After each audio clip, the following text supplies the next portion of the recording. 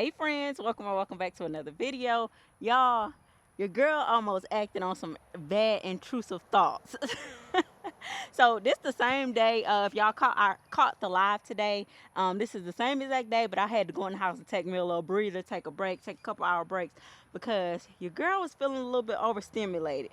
I was good in the live earlier, but when I was out here working, I actually set up my green stocks today, the new Greenstock rather. I actually set it up today, and when I was out here working, I just started feeling just very overwhelmed out here. I don't know if it was the heat or what, but I don't know. I'm gonna just do a quick walkthrough of the garden, and I'm gonna just share with y'all some stuff that has changed. If y'all was on my live earlier, y'all already know I pulled up some of the cucumber plants, and the reason why I pulled them up was because they literally did what y'all said they was gonna do. A few of y'all was like, it's gonna take over this whole bed, and that's exactly what it did.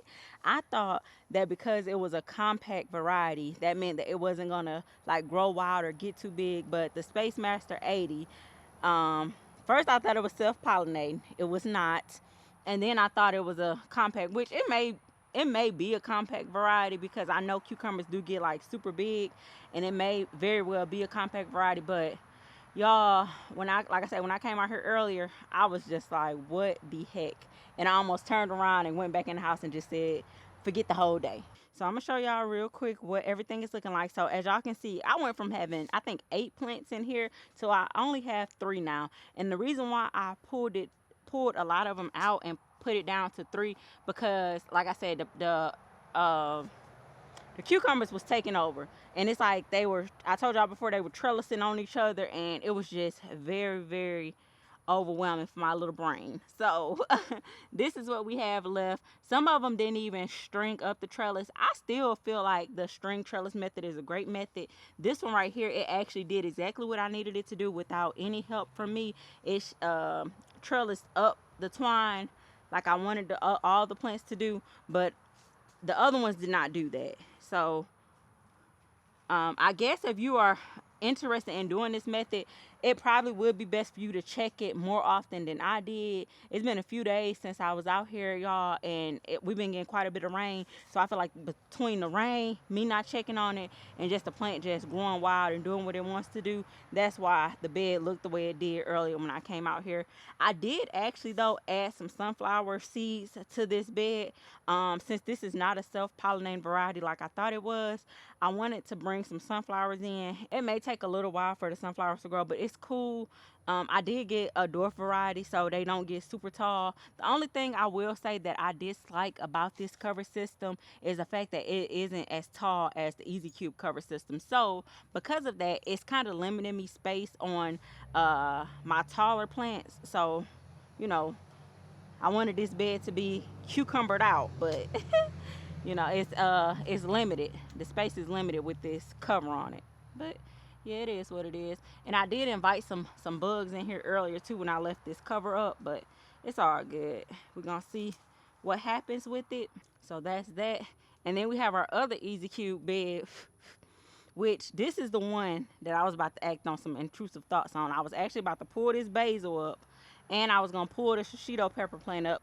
The basil do not look the best, y'all, and I think I had sprayed some neem oil out here, and I think that's what kind of messed it up, because I was trying to get it was some pests that attacked this plant when I had to cover up, and I was trying to kill those off, but I feel like I damaged the plant in the process of that. So that's what our basil is looking like. Y'all remember our basil looked so beautiful, so lush, so just yummy, but now it's looking sad. It looks sad and sick. So this is the bed that I said I wish I would have put the cucumbers in, because this is taller. But it's all good. And one of y'all made a comment about this bug right here. Y'all, I thought, well, they made a comment on my IG. She had messaged me, private messenger, and she sent me a short video of growing out the box. He basically showed bugs that look similar to the milkweed assassin bug, and she was saying, are you sure that those aren't the bugs that's in your Easy Cube? So basically it's a leaf-footed baby bug. I forget the correct name for it, y'all, but it's basically a smaller leaf-footed bug, and it is a pest, and it will eat your plants up if you don't control it. And I think that's what was in this bed. Now that now that I'm thinking about it, I was so stuck on thinking it was a milkweed assassin, but they say it is easy to get the two mixed up. So there's that. And I do want to show y'all my little green stocks. Y'all, I kind of regret not getting the three-tier green stocks to begin with. Y'all know I got a 5-tier green stock, and then I had the 3-tier that I just had sitting at the front door for a very, very long time. And I finally put it together today. I just got pink, yellow, pink, yellow, pink, yellow. You know, it's 4 tiers on each side, so 4 tiers over here. And then this one is more pink than yellow, and it's 4 tiers over here. So there's that. And as y'all can see, caterpillars are still attacking our bean plant. Y'all, this is like my 4th time planting these beans, and my 4th and last time, to be exact. I'm not gonna plant any more beans. You know, I'm not even gonna pull them. Actually, I'm gonna see what happens with them. I've been trying to catch the caterpillars as I see them, because that's really what's been eating on this plant, and they are very worrisome, if I do say so myself.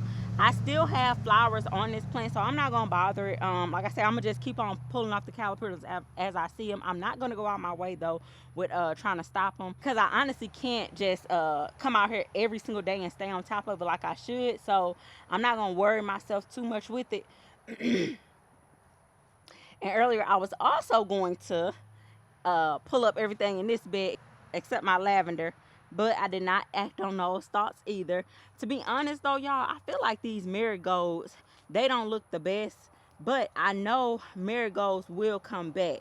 Like if I was to actually care for these the way I should, like pull off the dead ones, they'll grow back full and very, very pretty like the ones in my Greenstock did. But I'm gonna just keep on coming out here pulling them off little by little. Like I said, I'm not gonna go out my way too much, y'all. I'm really just ready to get the fall gardening started. I think this heat is what's making me feel very overwhelmed, overstimulated, so to speak. And I'm usually not like that out here. Like I feel like this is my happy place. And some days it's like so hot so where I don't even want to come out here. And yes, I still want to get y'all content, but at the same time, it's like this heat, man. This heat just had me like, girl, I want to stay in the house. I do not want to be out here. I want to stay in the house. I showed y'all on my live earlier that our okra plant, this is a dwarf variety, is blondie okra. It actually had a flower on it that was open. It's closed now, so soon I'll be getting okra pods from this plant. And then here are our strawberries too that were in the little cup. I did get rid of some of the cups, y'all, because I just feel like I had way too many. Like I OD'd on them, and I just harvest those strawberry leaves, and I'm gonna just use them for tea. So yeah, I still feel like it's a very great idea if you are interested in growing a lot of strawberries. If it was strawberry season, it'll probably really be a great idea. So I definitely do it again for sure. And I wanna say this too, because a few of y'all was asking on my live playback, why was I cutting the leaves off when I was harvesting the okra? So if y'all notice, under every okra pod that grows in, you have this little leaf that grows out as well. Now, from my understanding, when I did some research about growing okra, it's best to cut off the leaf that's growing under it, because you want the plant to continue to produce okra pods. When I harvest my okra earlier, I harvest like 9 okra pods. So, you know, that was very, very exciting. As y'all can see, this like big overgrown leaf that don't look the best. I'm gonna actually just prune that off. Probably should have used pruners, but it's okay. And that's not a part of the main stem though. That's like a little side shoot. So I'm almost for certain this is the go big variety, and it has been very prolific for me. Like this has probably been the most prolific thing in the garden. This and the shishito plants have been doing really well. So, and our hibiscus, I don't know what this little fuzzy stuff is. I guess that's gonna be, I don't know if that's gonna be flowers or what. Child, I don't know. But this is like new growth, and then the lighter green leaves is like the older leaves. So I still feel like that plant is doing rather well. Um, I talked about the rice on live earlier, so I'm not gonna talk about that again because I feel like I don't want this to be a repeat of the live video, especially when y'all can watch it on playback. And I also shared with y'all about my Comfrey getting flowers. Now I'm gonna ask this question again because I asked it in the live and I must have missed somebody responding to it. If y'all notice, my Comfrey has flowers on it now. Now, people that grow Comfrey, do y'all use the flowers for anything, or are they just there to look pretty and you just supposed to use the leaf part? Y'all answer me that in the comments if y'all grow Comfrey. If y'all notice, my leaves also have damage on it. I did not know that pests were attracted to Comfrey leaves. So things like spider mites, and I believe I read that snails, and it's one more other one that I read that was attracted to um, Comfrey. But they'll eat at the Comfrey, so I haven't been doing anything special to this Comfrey though. I just been kind of letting it do its thing. It is in a bigger container, and y'all did tell me that it'll grow better in a bigger container, or even better in the ground. But y'all know I'm not putting it in the ground. So I just decided to put it in a bigger container, and it's been doing very, very well. Besides things coming to eat at it.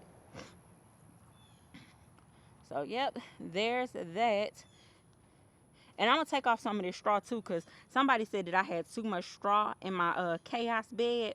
So I'm gonna take off some of this straw. Not today though. I don't feel like doing it today. Probably tomorrow or Tuesday. I'm gonna take it off. And y'all see them beans over here. I got pests attacking them too, but they kind of growing a little bit wild, and that's the big Kahuna variety. So yeah. But yeah, y'all, I know y'all used to me being just so upbeat, happy spirit and stuff like that, but I am also very, very transparent over here. So if I'm not having a good day, y'all gonna know it, especially if I'm recording. And today was not a good day for me out here in the garden. And like I said, I don't know if it was because of the heat or what, but I just was I was just feeling real overwhelmed. And then on top of that, when I was putting together my green stalks, I noticed that I forgot to put one of the gray little inserts in the bottom tier, and I was just like, you know what? I am not about to unstack that green stock again just so I can put that in there. I cannot. I will not. So I did not. And I'm gonna be honest too. I'm just so ready to start some seeds indoors, y'all. I'm so ready. And I've been seeing a lot of people like getting their fall seeds started. And I'm just like, dang, I'm ready to start my fall seeds inside too, y'all. I'm so ready. But it's still so freaking hot. And y'all know we starting our fall seeds in the garage. So I gotta wait. I gotta wait. And I'm not growing anything that's like gonna take a long, long time to get established either. Like for the most part, for the fall garden, I'm growing things like lettuce, beets, what else I'm growing?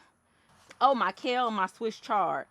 Yeah, so it's gonna be time for me to start my fall seeds indoors before I know it. But in the meantime and in between time, I'm just letting the summer garden do whatever it's gonna do, y'all, because I think next year for the summer, I think I'm gonna just grow probably four things max. I'm gonna just grow a bunch of it, cause, and I'm gonna try my very best to grow things that are like heat tolerant, drought tolerant, or I mean, I'm sorry, try to grow things that are heat tolerant and disease resistant, because between disease and pests, it's been a hard first gardening season for your girl.